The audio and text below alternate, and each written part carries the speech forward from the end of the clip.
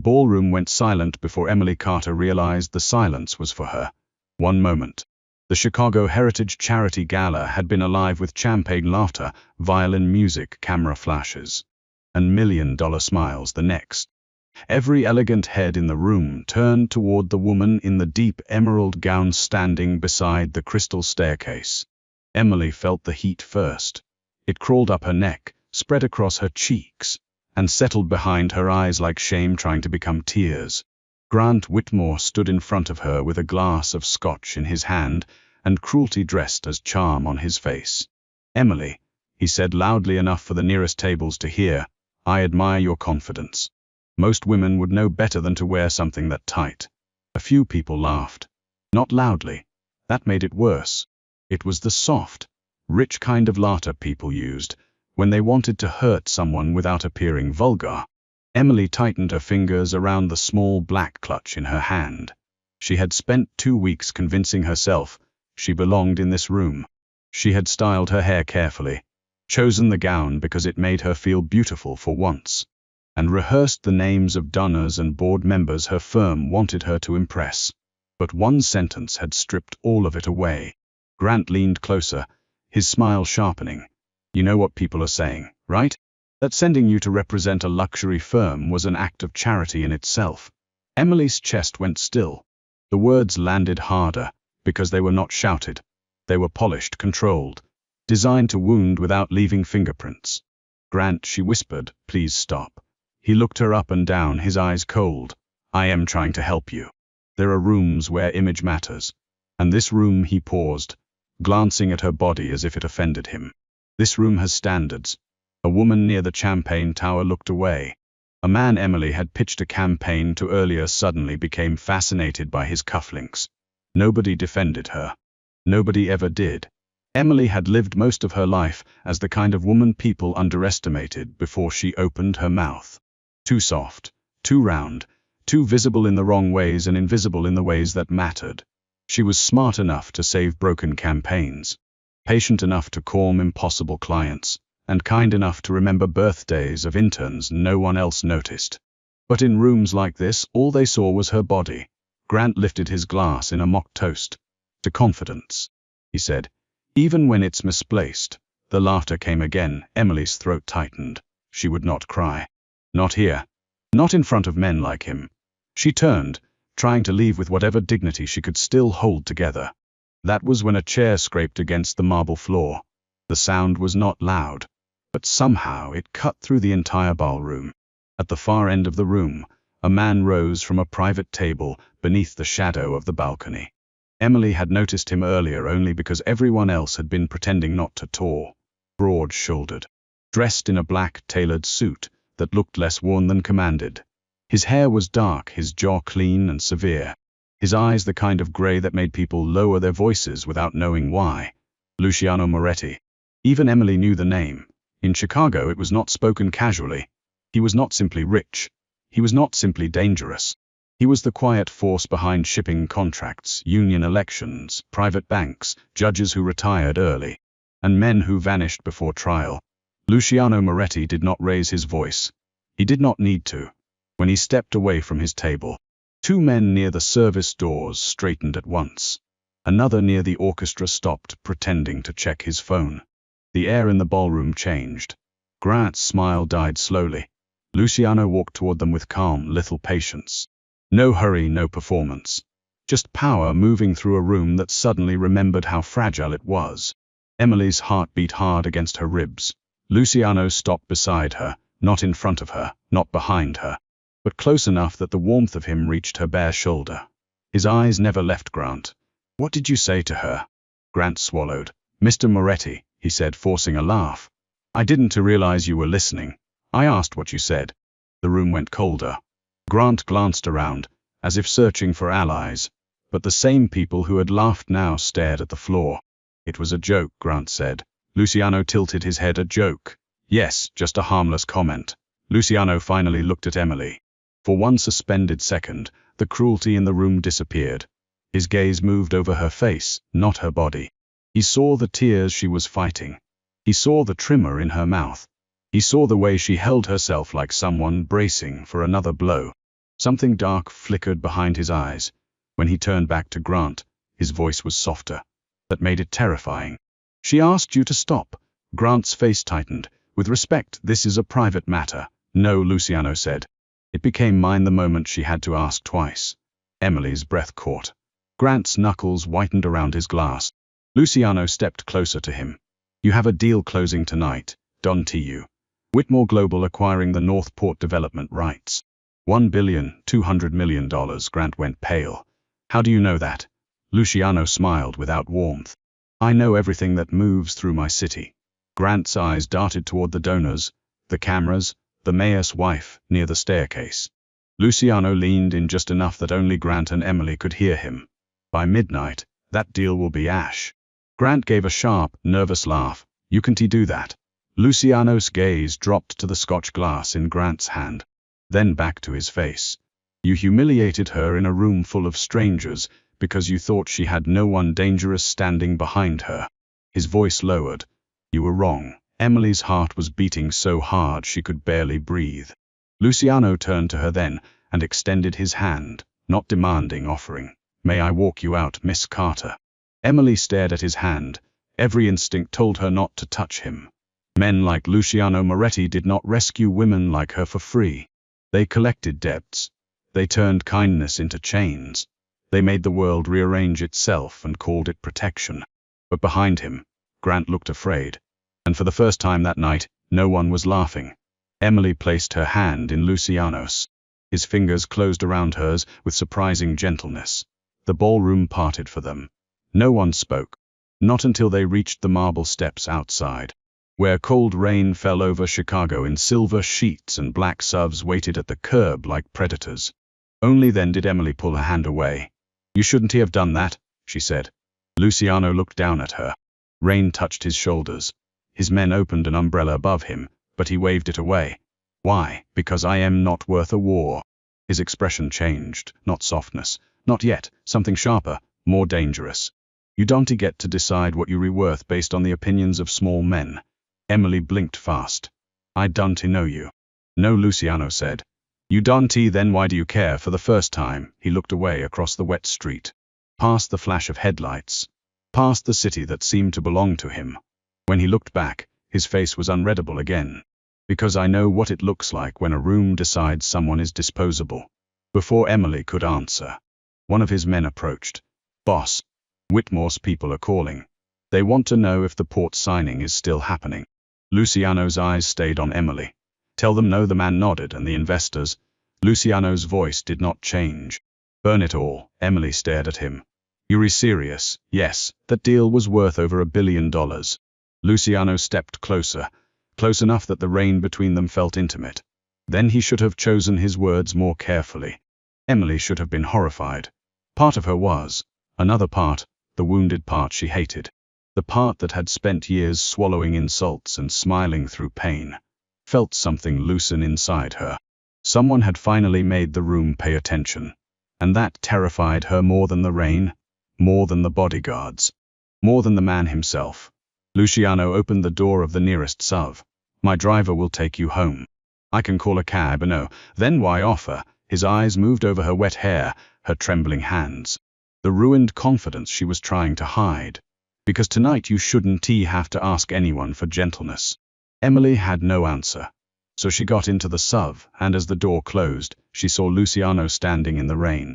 Alone, watching the ballroom behind her as if deciding which part of the city to destroy first.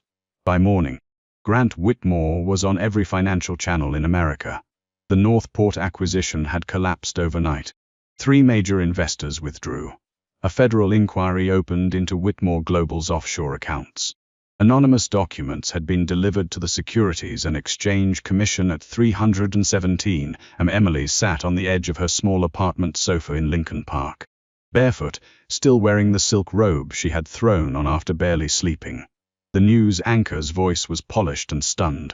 Sources close to the investigation suggest irregularities involving foreign shell corporations, missing development funds, and possible organized crime connections.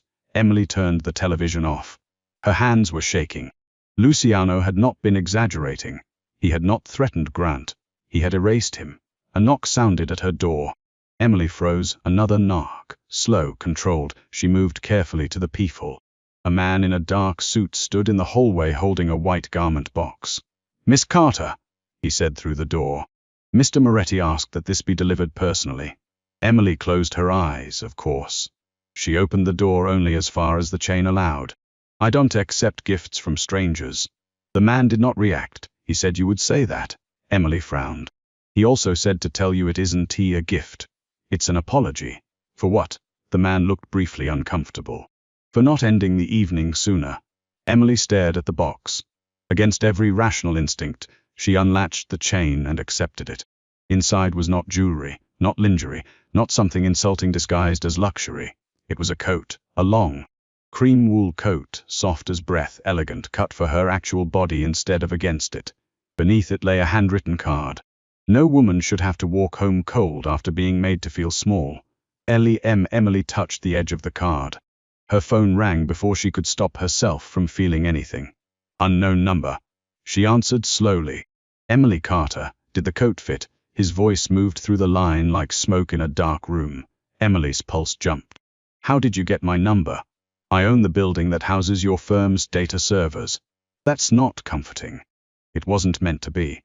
She almost laughed despite herself. "Almost. You destroyed Grant Whitmore." "No," Luciano said calmly. "Grant destroyed himself. I simply removed the curtains. You expect me to believe that?" "I don't care what you believe about him." There was a pause. Then his voice changed just slightly. "But I care what you believe about yourself." Emily looked down at the coat. "You don't know anything about me. I know you stayed late 3 nights last week fixing a campaign your director took credit for. I know you send money every month to a hospital account in Milwaukee. I know you pretend not to hear people when they insult you because you think silence is dignity." Emily went still.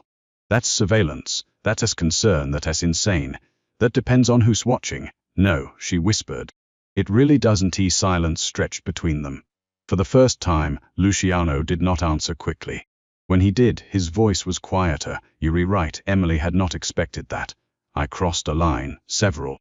"Yes, then stop." Another silence. "I can stop calling," he said. "I can stop sending things. I can stop standing close enough for you to see me." Emily gripped the phone tighter. But I want to stop keeping danger away from you." The words chilled her. What danger? Grant Whitmore wasn't only a cruel man with a fragile ego. He was washing money for the Belandi family. Emily knew enough about Chicago whispers to understand. The Belandis were rivals of the Morettis. Older, bloodier, less refined. "You telling me I'm in danger because of what happened last night?" "I am telling you Grant is desperate. Desperate men sell names, my name." "Yes." Emily stood so quickly the card fell from her lap. "I didn't do anything. That rarely matters to men who need someone to blame." Her apartment suddenly felt too small. The windows too exposed, the hallway too quiet. "What do you want from me?" Luciano exhaled slowly. "Tonight. You come to dinner." Emily gave a bitter laugh. "That is the worst invitation I've ever heard." "It wasn't an invitation." "There he is," she said, anger finally cutting through fear. The real man beneath the expensive suit. His voice sharpened. "If I were the real man beneath the suit, Emily, I would already be outside your door." Her breath stopped. Then came a knock, not from the phone, from the hallway. Emily turned slowly, through the peephole. Luciano Moretti stood outside her apartment with rain darkening his black coat. She opened the door with her heart in her throat. He looked too large for the hallway, too composed, too dangerous. Behind him, 2 men waited near the elevator, facing away out of respect or training. Emily kept one hand on the door. "You said you weren't outside." "I said if I were that man I would be." "That's not an answer." "No," he said. "It's restraint." She hated the way that word moved through her. He looked past her into the apartment, scanning windows, locks, shadows. "You need to pack a bag." "No." "Emily." "No," she repeated, stronger. "You don't get to storm into my life, destroy a man, stalk me, scare me, and then tell me to pack like I am one of your employees." His eyes returned to hers. Something like approval flickered there. "You're afraid, of course I'm afraid, but you're still arguing. I am not weak. I never thought you were." The sentence hit her harder than it should have. Luciano reached into his coat and pulled out a small envelope. He handed it to her. Inside was a photograph. Emily standing outside the gala the night before, beside the valet station. Unaware, a red dot marked the center of her chest. Her blood went cold. What is this? A Belendi shooter took it after we left. Emily's hand began to tremble. Luciano stepped closer but did not touch her. They know your face. They know your home. They know Grant's empire fell after he insulted you. That makes you either my weakness or my weapon. Emily looked up at him. Which one am I? His gaze dropped to her mouth for a fraction of a second, then returned to her eyes. I haven't decided. She should have slammed the door. Instead, she packed a bag. Luciano's penthouse sat above Chicago, like a secret the city was too afraid to tell. Glass walls, black marble, low amber lights, rain sliding down the windows in silver veins. The skyline glittered beneath them. Beautiful and indifferent. Emily stood near the living room, arms crossed over her chest, refusing to be impressed. Luciano noticed. You dislike it. I dislike that I'm here. That isn't the same. It is to me. His mouth almost moved into a smile. Almost. A woman in her 50s entered with tea and a tray of food. She had kind eyes and the cautious grace of someone who had survived many dangerous rooms. This is Rosa. Luciano said. She runs the house. Rosa looked at Emily warmly. You must be hungry, sweetheart. Emily stiffened. Hunger had always been dangerous in front of strangers. People watched what she ate, commented, judged, turned food into evidence against her. No, thank you. Luciano's eyes narrowed slightly. Rosa, wiser than both of them, set the tray down and left. Emily turned toward the windows. I said I am not hungry. I heard you. Good. I also heard your stomach from across the room. Her face burned. I'm leaving. She moved past him. Luciano caught her wrist. Not hard, but firm enough to stop her. The contact sent a pulse of awareness through her body. He released her immediately, as if the touch had affected him too. Who made eating feel like confession? Emily stared at him. What? Who taught you to apologize for being hungry? She hated him then, not because he was cruel, because he saw too much. My whole life, she said quietly. Pick someone. Luciano's face became unreadable. That ends here. You can command trauma away. No, he said, but I can make sure no one adds to it. Emily looked at the food. Warm pasta, roasted vegetables, fresh bread, something rich and fragrant with garlic and basil. Luciano pulled out a chair. I won't watch you like they did. You rewatching me right now? Yes, he said, because I want to remember the first time you stopped treating yourself like an enemy. The words pressed against the fragile places inside her. Emily sat down slowly. Luciano remained standing for a moment, then turned away toward the windows, giving her privacy in the only way a man like him knew how. She took one bite, then another. He did not comment. He did not smile. But his reflection in the glass showed his shoulders easing. Just slightly. 3 days passed inside Luciano's world. Emily told herself she was a guest. The locked elevator said otherwise. So did the guards outside her door. So did the fact that her phone had been replaced with a secure device she had not asked for. But Luciano did not force closeness. That somehow made it worse. He appeared at breakfast and disappeared into meetings. He took calls in Italian with a voice that could freeze blood. He came back with bruised knuckles once, and said nothing about them. He never touched her without permission again, but he watched. Not like Grant watched, measuring flaws. Luciano watched like a man learning the shape of a prayer. He did not believe he deserved to say. On the 4th night, Emily found the room. It was hidden behind a sliding panel in the study, opened accidentally when she reached for a book on political corruption and pressed the wrong brass hinge. The panel clicked, a narrow room appeared. Emily should have walked away. She didn't. Inside were files. Not dozens, hundreds. Photos, medical receipts, newspaper clippings, hospital records. Copies of her father's old police reports. Documents from Milwaukee. Her mother's treatment history. At the center of the desk was a photograph of Emily at 17. Standing beside her father at a lakeside diner. Her father had been dead for 12 years. Emily's breath broke. Behind her, Luciano spoke. You weren't supposed to see this. She turned. He stood in the doorway, face pale beneath his control. What is this? Emily, what is this? He stepped inside slowly. She grabbed the photograph and held it up. You knew my father. Luciano's jaw tightened. Yes, Her voice cracked. How? For the first time since she had met him. Luciano Moretti looked haunted. There was a night in Milwaukee. I was 19. My father had sent me to negotiate with men who never planned to let me leave. It was an ambush. Emily stopped breathing. My father was a paramedic.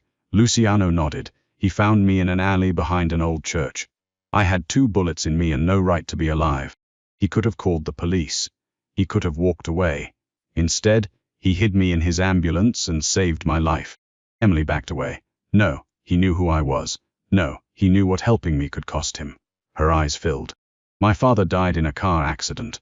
Luciano's silence answered before his mouth did. Emily's hand flew to her lips. No, the Bellandis found out he helped me. They made it look like an accident. The room tilted. Emily grabbed the desk to stay upright. You knew, she whispered. All these years you knew. I found out too late. You paid for my mother's treatments. Yes, you watched me. Yes, you controlled pieces of my life without telling me. Luciano looked at her with something raw in his eyes. I protected what he loved because he died protecting me. Emily slapped him. The sound cracked through the room. Luciano did not move. One of his guards appeared at the door instantly, weapon half raised. Luciano did not look away from Emily. Leave. The guard vanished. Emily's palm stung. Tears streamed down her face now, hot and unstoppable. You don't get to turn my grief into your redemption. His voice was low. I know. You don't get to make yourself my savior because you feel guilty. I know. Then why didn't you tell me? Luciano's control finally fractured. Because I was afraid you would look at me exactly the way you're looking at me now. The honesty stunned her. He looked almost human, almost young, almost broken. Emily shook her head. I need to leave. The Bellandis I don't care. I do. That's your problem. She pushed past him. This time. He let her go. Outside, Chicago rain poured like the city was trying to wash itself clean. Emily did not get far. She made it 3 blocks from Luciano's building before the first black van slid to the curb. At first, she thought it was Luciano's men. Then the side door opened. A man with a scar across his mouth smiled at her. Emily Carter, she ran. The street blurred, rain headlights, horns, her own breath tearing out of her lungs. She ducked into an alley, slipping on wet pavement, clutching her coat closed as footsteps pounded behind her. A hand grabbed her hair. Emily screamed. The man shoved her against the brick wall. Moretti's little weakness, he said. You're going to make him bleed. Then the alley exploded with headlights. 3 SUVs slammed to a stop at the entrance. Men poured out. Luciano stepped into the rain, no umbrella, no hesitation. His face was calm in a way that made the men around Emily suddenly afraid. The scarred man pressed a knife to her throat. Come closer, and she opens. Luciano stopped. Emily couldn't breathe. Rain ran down his face. His eyes locked onto hers. Not the knife. Emily, he said quietly. Look at me. She did. I am sorry. The scarred man laughed. That your last words. Luciano's gaze shifted. Not to you. A gunshot cracked from above. The knife fell. Luciano moved before Emily understood what had happened. He caught her as the man collapsed behind her, pulling her into his chest with one arm, while his men flooded the alley. Emily shook violently. Luciano held her, but not too tightly. His hand hovered at the back of her head, before finally settling there with unbearable care. They touched you, he said. It wasn't a question. Emily felt his body trembling, not with fear, with rage barely chained. I left, she whispered. I let you. His voice broke on the last word. That frightened her more than his violence. Luciano Moretti, feared by half the country, sounded like a man staring at the edge of his own ruin. Back at the penthouse, a doctor checked the shallow cut on Emily's throat, while Luciano stood across the room with blood on his white shirt that was not his. He had not spoken since the alley. When the doctor left, Emily sat on the edge of the bed, wrapped in a blanket. Luciano remained by the window. I blamed you, she said quietly. You should. I still do. I know. But you didn't to kill my father. His jaw tightened. No, but my world did. Emily looked at him, and now I am in it. He turned slowly. Yes, do you regret it? His eyes darkened, meeting you. Dragging me into this. Luciano walked toward her, stopping far enough away that she could choose the space between them. I regret every moment of fear you've felt because of me. And if I had to choose again, I would still rise from that table. Emily's heart twisted. Why? He looked at her like the answer cost him something. Because when Grant humiliated you, I saw a room full of people deciding your pain was entertainment. His voice lowered. I know what that does to a person. I know what it creates. I know how long it follows. Emily's throat tightened. And what did it create in you? Luciano's face went still. A monster, she stood slowly, blanket slipping from her shoulders. No, his eyes flashed. Don't romanticize me. I am not. You saw what happened in that alley. I saw men trying to kill me, and I killed them first. Emily stepped closer. I am not innocent enough to pretend that doesn't scare me. Good. But I am not dishonest enough to pretend I didn't feel safe when you came. Something changed between them. The rain against the windows softened. The city below seemed far away. Luciano lifted his hand, stopped. His fingers hovered near her cheek. Emily leaned into his touch before he could retreat. His hand cupped her face with almost painful restraint. You should run from me, he whispered. I tried. His thumb brushed the edge of her jaw. I found you, no, she said. You came for me. His eyes dropped to her mouth. The moment stretched, dangerous, tender, impossible. Then his phone rang. Luciano closed his eyes briefly, jaw tightening. When he answered, his face became stone. Emily watched the man vanish behind the boss. Yes, a pause. Where? Another pause. His gaze moved to Emily. No, she stays with me. He ended the call. What happened? She asked. Grant Whitmore is dead. Emily's stomach dropped. Luciano's voice stayed flat. The Bellandis killed him before he could talk to federal agents. Why are you looking at me like that? Because before he died, Grant gave them something. What? Luciano held her gaze. Your mother's hospital address. The world narrowed. Emily barely remembered getting to the helipad. The wind was violent on the rooftop, whipping rain sideways as Luciano's helicopter waited with its blades already turning. His men moved fast around them, weapons concealed beneath black coats. Emily's phone shook in her hand. Her mother wasn't answering. She's in Milwaukee, Emily said, panic rising. She can't even walk without help. Luciano gripped her shoulders. We'll get there. You don't know that. His eyes burned into hers. I know what I will do to anyone who stands between me and that hospital. The helicopter lifted into the storm. Chicago fell away beneath them. Emily sat across from Luciano, unable to stop shaking. He leaned forward once, as if he wanted to hold her, then stopped himself. She noticed. Even in terror, she noticed. You can touch me, she said. His eyes snapped to hers. I don't trust myself right now. I do. That broke something in him. He moved beside her and pulled her into his arms, not possessively, not like property. Like he was holding the only fragile thing left in a burning world. For the first time, Emily let herself collapse against him. His coat smelled like rain, smoke, and expensive cologne. His heartbeat was steady beneath her cheek, but his hand in her hair was shaking. At Stark Ang's Medical Center in Milwaukee, the lights were too bright and the hallways too white.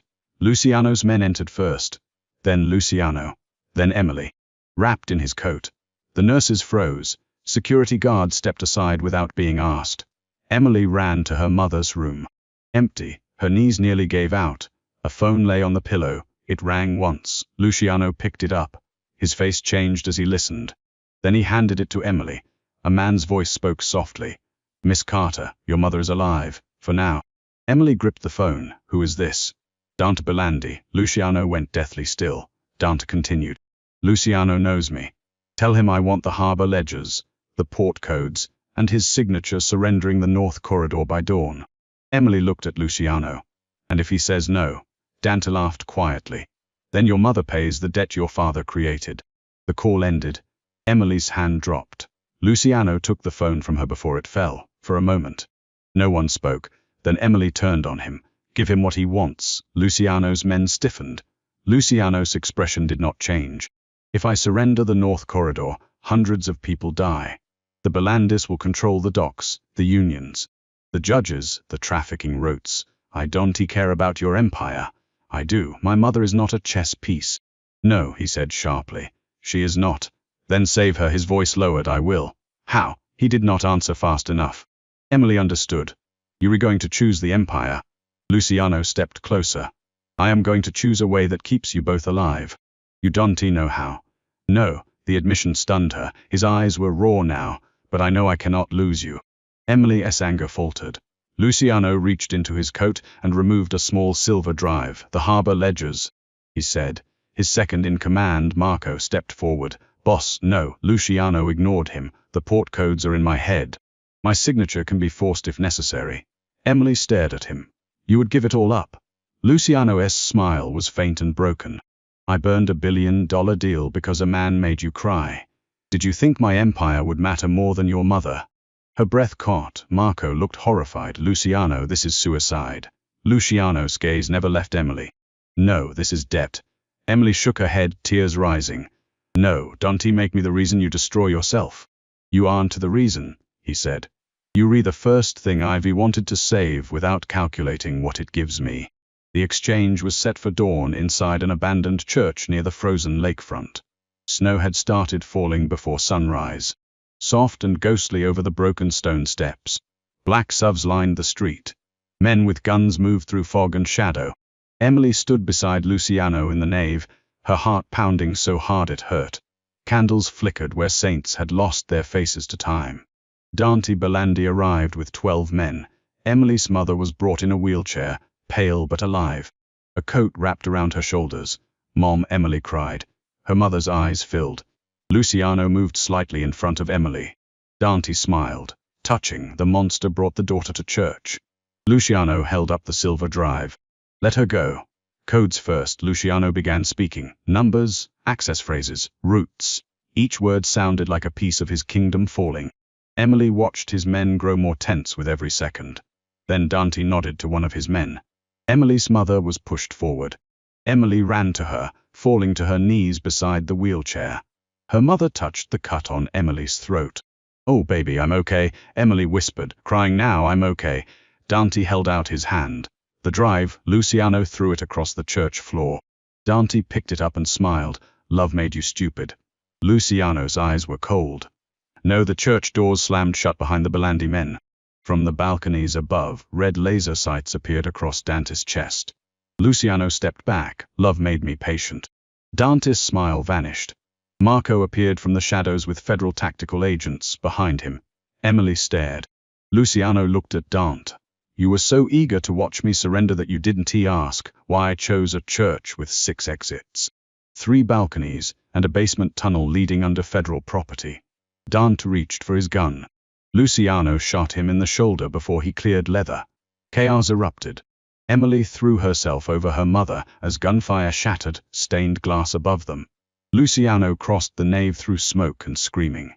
Moving like violence had been built into his bones. A Belandi soldier raised a weapon toward Emily. Luciano stepped between them. The shot hit him high in the side. Emily screamed. Luciano fired once. The man dropped. Then Luciano fell to one knee. The world narrowed to him. Blood darkened his white shirt beneath the black suit. Emily ran to him. "No, no." He looked almost annoyed by the wound. "You're safe. Stop asking me that." "Emily, you're bleeding. Are you safe?" Her hands pressed against his wound. "Yes," she sobbed. "I'm safe." His bloody hand covered hers. Then it was worth it. She bent over him, tears falling onto his shirt. "Don't you dare make this romantic." His mouth curved faintly. Too late, sirens wailed outside. Snow blew through the broken doors. Federal agents dragged Dante Belandi across the church floor in handcuffs. Luciano's men secured the exits. Emily's mother cried silently in the wheelchair. And Emily Carter, the woman a ballroom had laughed at, held Chicago's most feared man in her arms while he bled beneath shattered saints. Luciano survived. Barely, for 3 days. Emily slept in a chair beside his hospital bed inside a private surgical wing guarded by men who looked ready to start a war over a whispered threat. When Luciano woke, the first thing he saw was Emily wearing his coat over wrinkled clothes, her hair messy, her eyes red from crying. "You look terrible," he rasped. She laughed once through tears. "You got shot." "I've been shot before." "Congratulations." His eyes softened. "I never woke up hoping someone stayed." Emily stood and moved closer. "I stayed. I see that. I'm still angry." "I know you lied. You manipulated. You watched me without my permission." "Yes, you scare me." "Yes." She leaned down close enough that his breath touched her lips. "But you also came for me."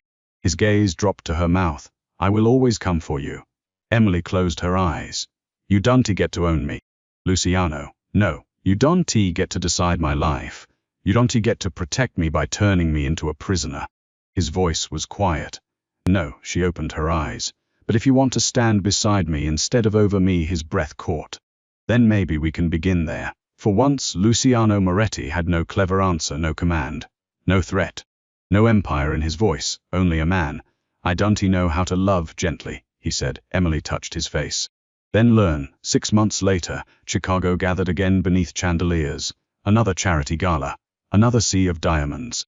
Champagne and polished cruelty. But this time, Emily Carter entered through the front doors wearing deep red velvet, and no apology in her posture. The room turned, they always turned now. Not because she had become smaller, not because she had become acceptable, because she had become impossible to dismiss. Luciano walked beside her in a black suit, one hand resting lightly at the small of her back. Not pushing, not claiming for the room, just there, a reminder. Grant Whitmore's empire was gone. Dante Belandi awaited trial under federal protection, because even prison feared Luciano Moretti's reach. The Northport deal had been rebuilt under clean ownership.